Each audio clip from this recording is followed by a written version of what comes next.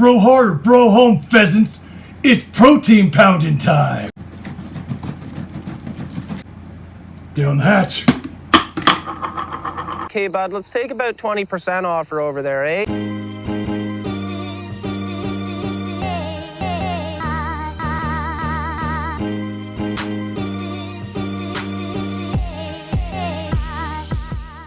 What's up, motivators? Welcome back. It's Kevin. This is Pure Bullfit.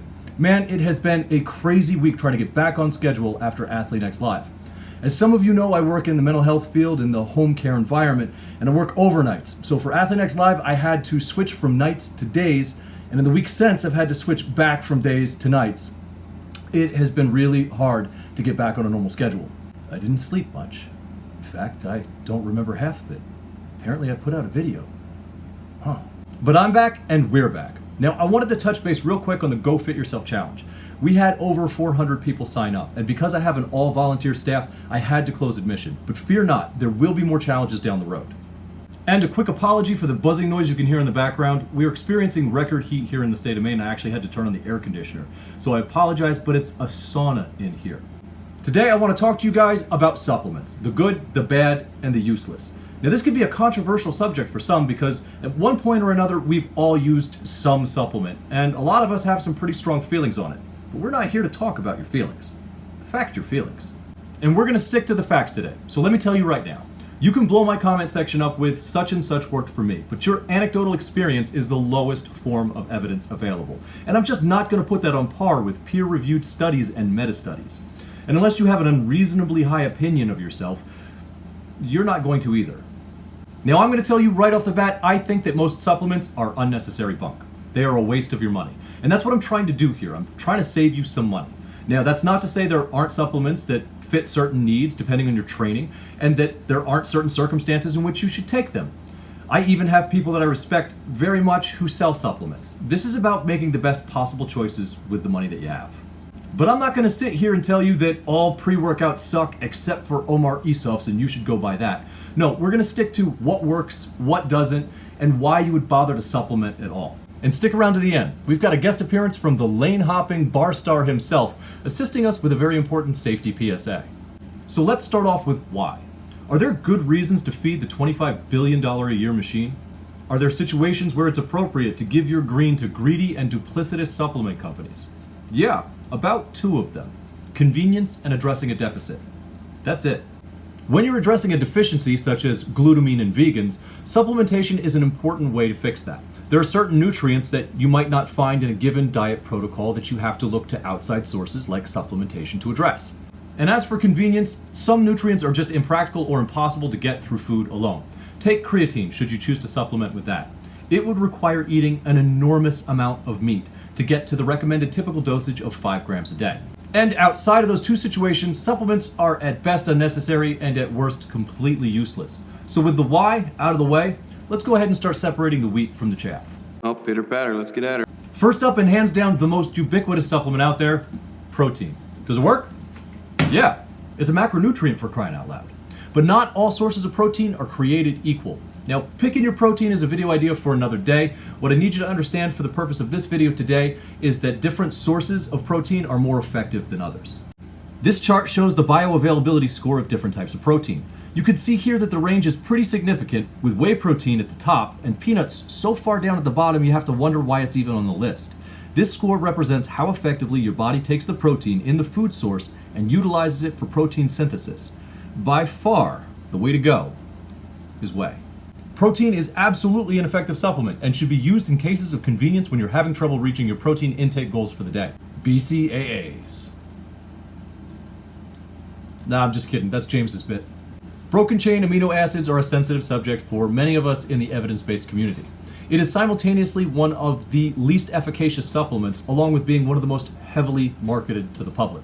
So what are BCAAs? Well, a complete protein has all of the amino acids that our body needs, including the 9 essential ones that our body can't produce by ourselves. 3 of those 9 deemed to be the most important are packaged together as BCAAs and sold to the public as some miracle powder that will not only spare your muscle but help you build in the process like some supplement super serum. Well, spoiler, it's not. In fact, the research done to date has demonstrated a couple of pretty unflattering things about BCAAs. They are less than half as effective at triggering protein synthesis, and the effect lasts half as long. In fact, complete proteins outperform BCAAs in every measurable metric. And as James Linker covers in his video on the subject, with adequate protein intake, BCAAs are completely redundant. And since they carry a similar cost to that of protein, you're literally wasting your money. Next up, creatine. This is one of the most widely researched, studied, tested, and proven supplements on the market today. It is a naturally occurring substance in our body that through supplementation we can increase our ability to produce energy in muscle cells for short, powerful bursts of effort such as resistance training. It absolutely 100% does work, but you might not want to spend your money on this one. What did you just say? Whoa now, hear me out. Everybody stay calm. What's the procedure, everyone? What's the procedure? Stay calm. Your protein powder? It's not all protein.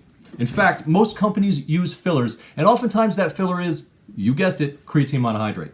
Do you know what other commonly bought supplement uses creatine monohydrate as a filler? Pre-workouts. So if you're buying both of those supplements already, take a look at the label. You might be able to save yourself from money, because any creatine you bought beyond that would be superfluous and probably go unused by your body. And next, we have Testofen. Are you tired of terrible testosterone totals? Has sparse sperm count really sunk your ship? Looking to turbocharge your testes? Well, wish no more, my good man, have we got the sack surger for you. Testofen, the free testosterone booster. But supplies are limited, so if you want to change your life, grab yours today. Commercials for testosterone boosters are everywhere, and it's no wonder. If you tell a man all he has to do to become Goddamn sexual tyrannosaurus. Just like me.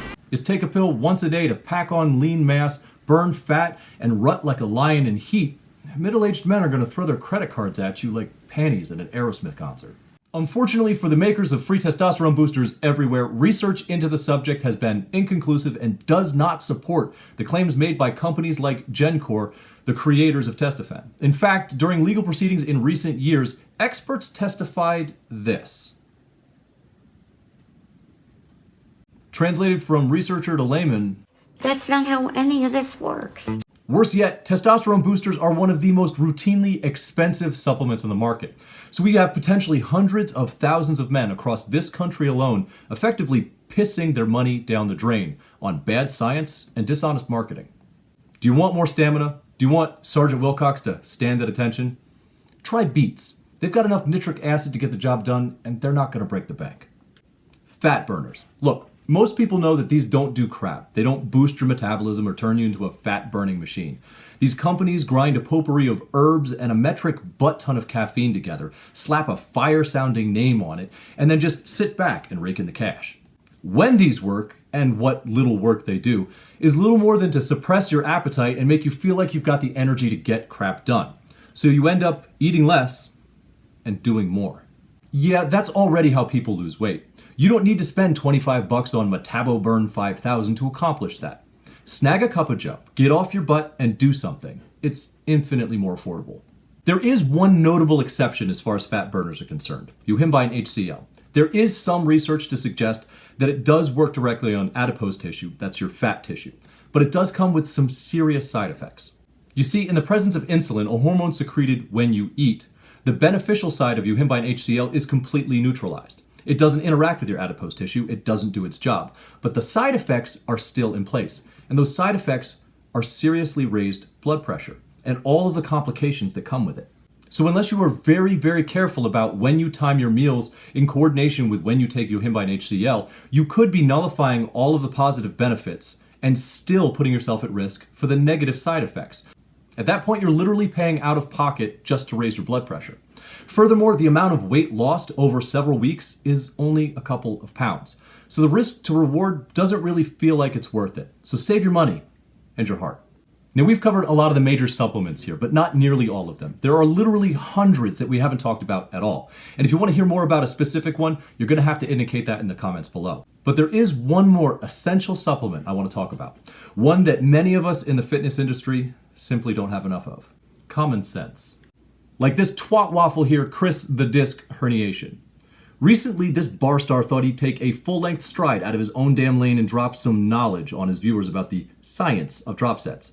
Now, Shredded Sports Science already eviscerated this egregious error with an evidence-based educational video, but I want to touch on some things that James just didn't go deep enough on. Deeper than this squat, anyway. You would have thought he learned his lesson after the last squat video. This is not how you drop set the squat. This is not safe. Halfwit Harrier here even mentions that you can briefly re-rack the weight to strip the plates off, but he doesn't do it. This is heavy for Chris, 235 pounds, and he can't even hit depth on 4 reps before he has to pull off those deceptively large 25-pounders from each side. The method shown here is a recipe for a lower back injury, and saying that you're doing it in the interest of time under tension is negligent and irresponsible. You are better on the bar than under it, and you have absolutely no business telling people about the science of drop sets if this is your level of knowledge. You are clearly a novice. I have 5 herniated discs in my back from the Marines, and I squat with better form and more sense than this. I got so many hernias in my back, you'd mistake it for your family tree. This is not your lane, Chris. Stay in your motherfucking lane, boy. Alright guys, that's the video, that's the PSA. Our subscriber sale is still in effect until the end of August 1st, so if you want to get all of that merch at cost, just what Teespring charges and shipping, go ahead and hit up the link below. Also, if you have 50 to 100 pounds to lose, we are still running our summer sale at the Damn Collective Weight Management and Accountability Service, also in the link below. If you want to work with me directly, just ask for me. If you want to work with one of our other outstanding coaches, you can do that too. We've got plenty of room for you, so come on over. So thank you all for watching. I will see you in the next video, and until then, protein up. Go fit yourself. Rack your weights, re-rack your weights, re-rack your mother-loving weights. This has been a PSA from Pure Bullfit.